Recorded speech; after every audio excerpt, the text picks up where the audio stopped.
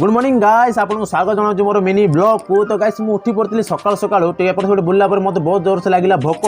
तो मुझे भाविली मुझे कौन खाइबी भाविली आलू पूरी। चलते गाइस आलू पूरी खाइबा। आलू पूरी कौन ना गाइस आलू गुड़ा पतला पतला भाव में काटिला खरार सुखाऊँ सुखाइला से उपर चना आलू तरकारी पकईकि पूरा रेडी कर पियाज सेव पकईला आम होगला आलू पूरी। तो गाइस देखो आम प्लेट बना चलती ऑर्डर दे सारी। तो प्लेट आसो आसला आपको देखुची। और गाइस आलू पूरी पर ना कौन ना आप चीज भी पड़े। तो मुझे नॉर्मल ऑर्डर करी चीज मत पसंद ना से चीज ऑर्डर कली। देखो बहुत ही ब्यूटीफुल लगुच।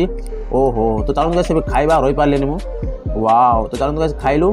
तो गाइस मुझे खाइला एत ठंडा मत लगी गरम। तो गर्मा गरम चाय मुझे पलैली ये देखूँ अभी तो चार मजा नेली। चार मजा नाला मुझे भाविली चलो गार्डन आड़े बुलिक आसिया। तो गार्डन पलैली ये मिसला गोटे आम क्यूट डॉगटे। तो डॉग साथ मिसला मुझे पलैली गार्डन भितर को। चार बहुत ही ब्यूटीफुल लगे गाइस बुलला एक्सरसाइज कली। एक्सरसाइज कला घर